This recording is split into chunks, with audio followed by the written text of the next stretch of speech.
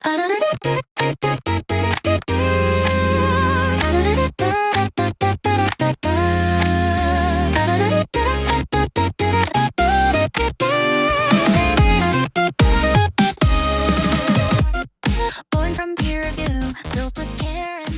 様こんばんは。いやもう今週も始まりましたよ、Cardano Radio ね。あっという間にもう2026年ね、もうどんどん進んでいってますけども、さあ今週また素晴らしいゲストがね来てもらってるんでね、ここでご紹介してみたいと思います。今ね本当にね僕も好きで使ってます話題をね、集めてるいろいろ努力してるVespr Wallet のねアレックスが今週からゲストに来てくれてますので、ちょっとここで読んでみたいと思います。Hey, thanks to coming on the Cardano show. Thanks.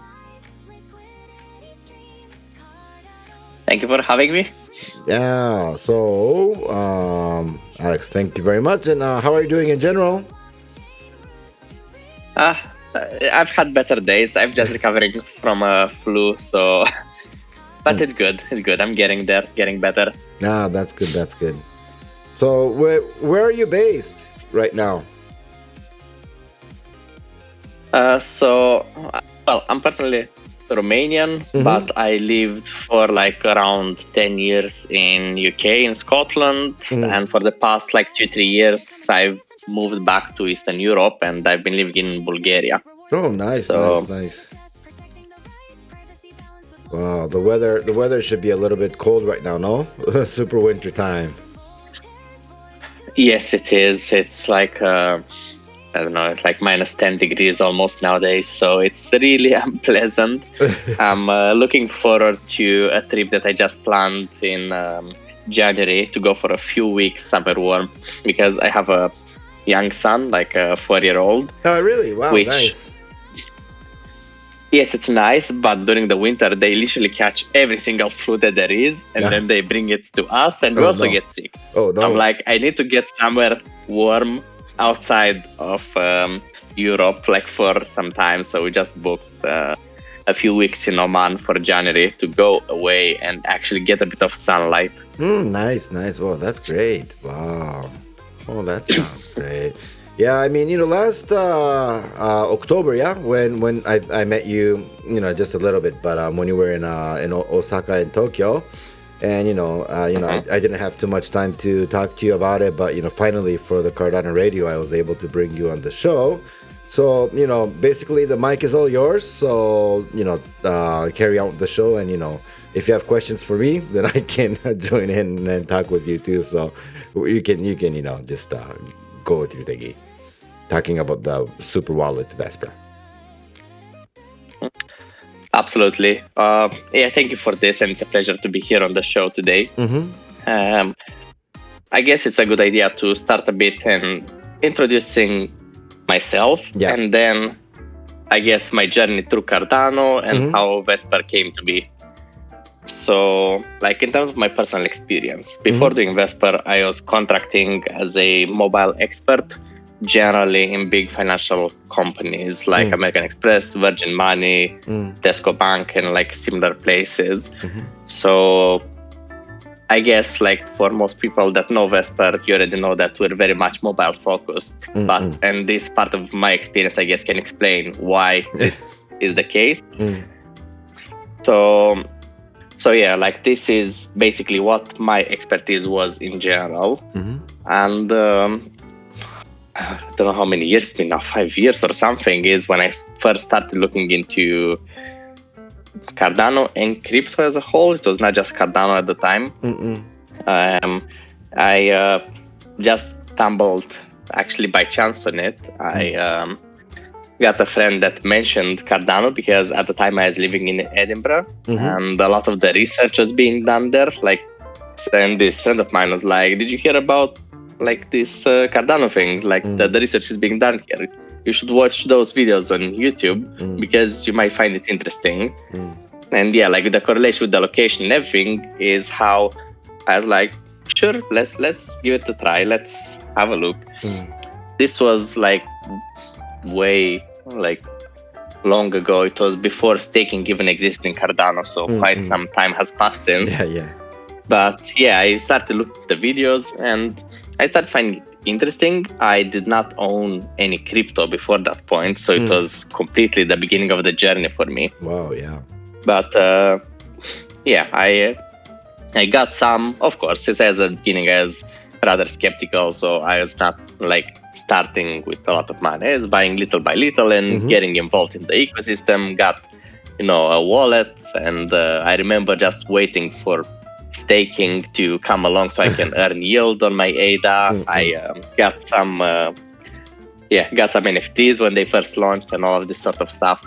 And this was like generally a pretty exciting time. But also I was looking at all the options that are available, like for the wallets on Cardano. And for desktop, I guess it was fine. But for mobile, my personal opinion was that the ecosystem was really lacking a good mobile option. And yeah, I've tried all of them for a bit, and in the end I was like, you know what, maybe I should just take this matter into my own hands and make something myself, because there's a clear gap. Like, that was my conclusion. There's a clear gap in the market, like for a good mobile wallet for Cardano. And I started working on it. The development has been going for maybe around a year before we first launched. Yeah. But yeah, and now we've been live on the market for about 2 years and something. So it was obviously quite a challenge in multiple ways. There's obviously the technical challenge itself for building a wallet, which is not exactly trivial because you encounter a lot of complications in general. But there was also the business aspect of it and the competitive landscape. Like when we launched, the market was already having pretty much like big players, so there was a pretty dominated market already at the time.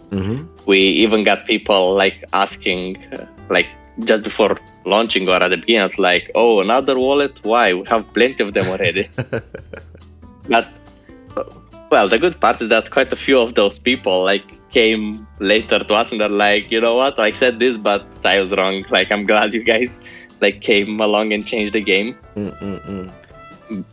But yeah, I think that overall, like, our hypothesis that we need to improve the mobile experience turned to be really accurate, because nowadays, even though we launched into a market that was already pretty saturated, and we've been competing with the founding entities, which have pretty much unlimited funds, because both Emurgo and IOG have like unlimited pockets pretty much, whereas we're struggling with less than 10% of, I don't know, probably for the biggest time we've been operating at 1% of their budget.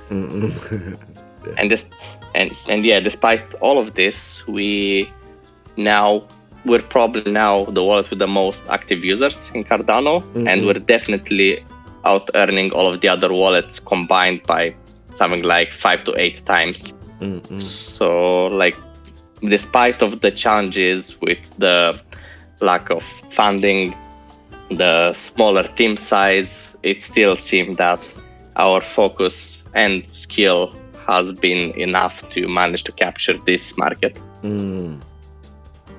Yeah, I really, like the user interface, and not only for mobile, but you got your the Chrome extensions too, and I really like it too. It's really smooth. Yeah, I mean, nothing too heavy, light, and just perfect. You just you don't have the the extra shining thing. You have the things you need. You know what I mean? That makes it better. Yeah. So yeah, I really appreciate all the work you do. Thank you. We've been focusing a lot on the user experience and how the user feels, because for a very long time, and probably it's true even today, even though not as much as it used to be, we've been like quite under-featured compared to most of the competitors. Our focus was never about shoving in as much functionality and options as possible. It was quite the opposite, like get down to the basics and make sure you introduce everything that's core and critical, but avoid all the pointless configurations which cause nothing but confusion. If you are talking about onboarding users, you need something that they can relate to and can understand. Because if you give them an application with a million settings where you don't even understand what those do, people would be reluctant to put any money in that thing, because they'd be concerned, and justifiably so, that they would lose those money just because they don't understand exactly what they're getting into. So our goal was always to keep the experience simple, make it more relatable, closer to, let's say, the regular financial applications that they're already used to. So try to build on known patterns and known understanding while introducing the Web3 elements. And this is sometimes about, trying to handle by default some configurations and things where we think we don't need the user's input, but also even in simpler things like the phrasing of what's going on in the application. Usually we're really strict about the technical terminology. You have a lot of wallets that are mentioning words like, UTXO. And I think that such words are not and should not be user-facing words. For the user, they should not know what an UTXO is, and it should not matter. Like the user should, what they care to do is to perform the operations. They want to send, receive stuff, be it tokens, NFTs. They want to, make loans, maybe through dApps, buy NFTs, whatever they want. They don't want to know what an UTXO is. They don't want to know how to consolidate or split UTXOs or anything like this. This should not be user-facing information. And I think this is something that won us a lot of users, because we've been focusing a lot in abstracting away all of those elements. And it's still a journey. We still have more to do, and we're trying to make it better every day. But even at this particular moment, I still think that we're doing a pretty good job and hiding away most of the big complexities. I see. I think, I'm not like a professional builder compared to you guys, but I just do a little bit of maybe a fourth grader, fifth grader kind of job, but still, thinking about building a wallet and having all that kind of transactions and the responsibilities. That's a lot of responsibility you guys have. Dealing with funds. That's kind of scary. Absolutely. Yes, there's a lot of responsibilities, and I think this is why it really matters that you have a very competent team. So I was saying that, even in my case, I was already an expert in my field of mobile development even before joining, but before starting Vespr. I was also pretty much in charge on the mobile security part for the retail application in Virgin Money. So I had some good understanding already on the mobile security elements and how and what you need to do to make sure that everything is sound. Additionally, every time we expand the team, we only do so when we can afford someone that is a highly skilled person. We're only 4 people now, but every single person is a highly skilled professional with over 10 years of experience. We don't particularly like the idea of trying to expand fast with a lot of people, look for the cheapest option to hire and everything, because I think that this comes down biting in the end, down the line. So unfortunately, this is sometimes not very popular, even with Catalyst proposals and other funding requests in general. We have gotten people complaining that the rates that we're putting as daily rates for those employees are too high and they're unreasonable or something like this, when in reality the rates that we're putting are actually pretty much the low end of what it takes to get someone very good. And I understand they're fairly high, I know that, but it's just that that's the kind of people that we need to build for success. You cannot get average people and expect exceptional results. That's the truth. Yeah, true. I mean, yeah, if you need really skilled people, then of course it's going to be costly because I mean, if you catch a cold, you just go to the doctor, but you don't. When you break your head, you don't go to the doctor and say, "Fix my head." You need somebody special to fix you. So, I totally understand. I mean, whatever technical, it's costly. That's common sense. And yeah, Catalyst is I've been doing Catalyst from last one, Catalyst 14. And Yes. I learned a lot from you guys had two proposals you guys had, I remember correctly, but last one, did you have more? You mean in the one that got funded recently, or the one that's yet to be voted on? The one that got funded last time, the Fund 14.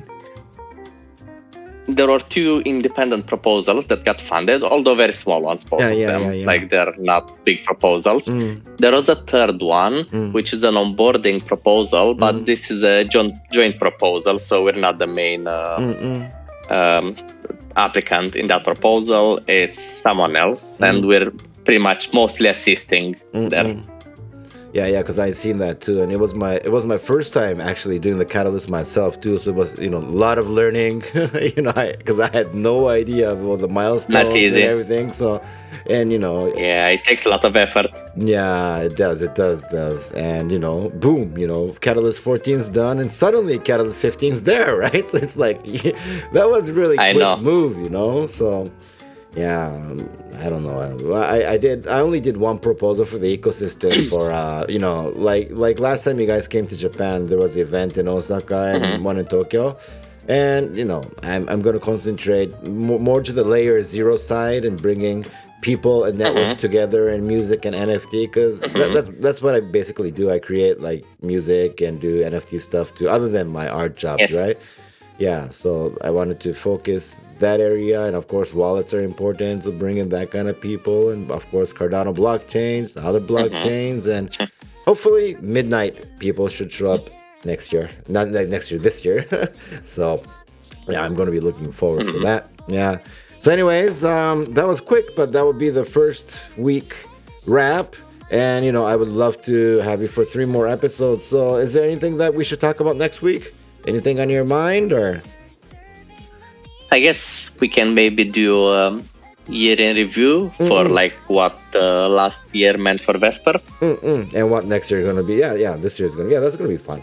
Yeah. So, you'll just go with the flow, I guess. So, Alex, thank you very much. I know you're a busy man, and you're coming out of the flu, but thank you very much for making some time for us, and we will see you next week. Thank you. Thank you very much. Thank you.